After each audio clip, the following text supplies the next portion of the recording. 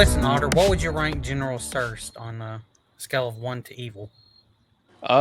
She's probably an 8 or a 9. She's pretty evil.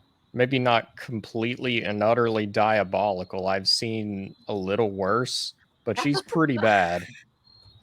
Well, she's not called the bronze bitch for nothing. Yeah. Oh, wow. There's a reason why my protagonists do not like her. Listen, I kept making call her the bronze bitch throughout when I was correcting shit. And Otter, that's really why I've been asking these people what their favorite villains are. And I want to know, what works.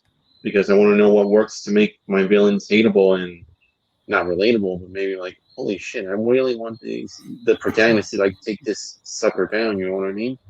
Well, I don't think you necessarily have to go the grimdark route, just making them do the worst, no imaginable things to be hateable, but you can still show or imply certain things that make you just implicitly dislike them.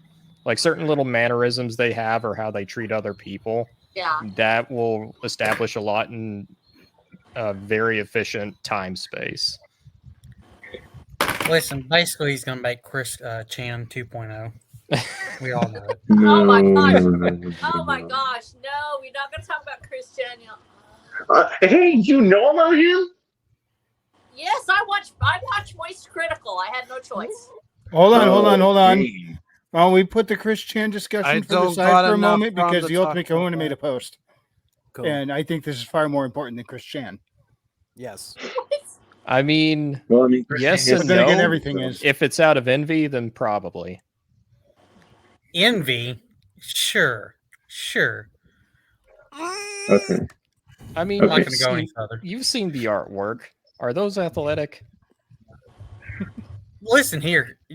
See, everyone's just confused because they don't realize his original description for her tits were athletic.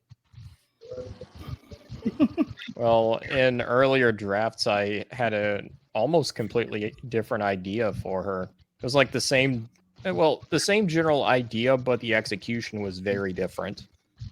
And that was really a byproduct of earlier drafts basically being a different subgenre.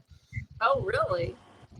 Yeah, the early drafts went through quite a few changes. It wasn't until I came across the name Steel and Stormbright that it all started coming together. Oh, yeah. Understood. Look, I'm gonna dip out because I'm really tired, hard day at work and all that. But I'm sorry, but hey, you know what? We got something to look forward to, you and I, because either we are going to talk about Blood Meridian or we're going to talk about Christian someday. I'm more than happy to talk about both of those things at the same time. You know? I think he's going to throw on Monkey Wrench and say Evangelion. Oh my god.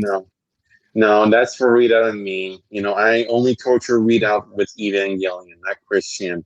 I know he's a bit of a soft bitch when it comes to real stuff. I know. That's why I have to hold his hand with Evangelion. Okay. I've always got my immortal. Walmart. Was that the picture? Or was that Walmart? Wasn't that the same thing? Jeez. I don't know. Actually, I don't know. For something to really, I agree, Kahuna. That resonated with me. Strangest thing, that name came to me while I was on like a 30-minute walk break. It just hit me, and I went, "Holy shit! I know what I'm going with." Oh! You're talking about the series, man. Yeah, not the athletic tits. Though that was a nice byproduct. One of these days, the picture with the athletic tits is going to be an Iron Age prompt. The funniest thing was in the earliest drafts, she was not meant to be sexy whatsoever. In fact, she was meant to be unsexy. Oh, really? Mm-hmm. And when you fall in love with a character, they will end up somehow becoming more attracted to you, even if it's just the character in your mind. It is. Otter, if you're falling in love with her, something's wrong with you. No. It changed whenever the book went from being epic fantasy to full on swords and sorcery.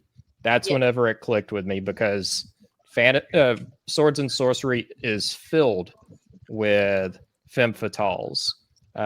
with tons of female villains who are both sexy, but they're also feared. So it's like making the best of both worlds, and that's one of the things I really like about Swords and Sorcery. Hold up. Well, A proper femme fatale.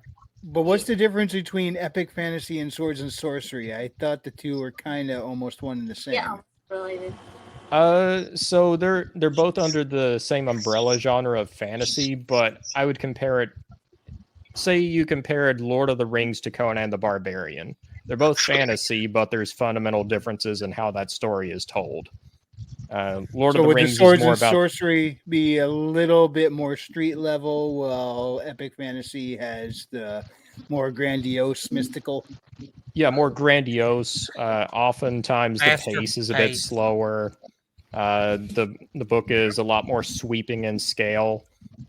Swords and Sorcery is a bit lower to the ground. It follows a smaller roster of characters, and the pace is a lot faster. It's a lot more action focused. See, this more pulpy. I think that sounds. Yes, it's very pulpy. And pulp, once again, what is pulp? Well, pulp was designed to sell magazines. That's why it's called pulp. It was pulp fiction. I agree, Kahuna. Yeah, so you had this big, like everything had to be fast and action paced and fit into a smaller portion so they could sell this story in chunks.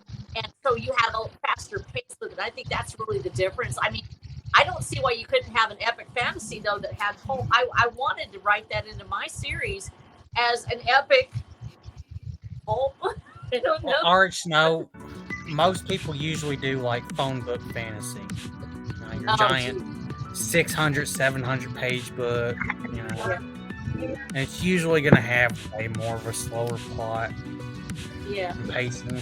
It can still be engaging, though. I mean, I actually really like the Shannara books quite a bit, and those books are huge, but I like how they're paced.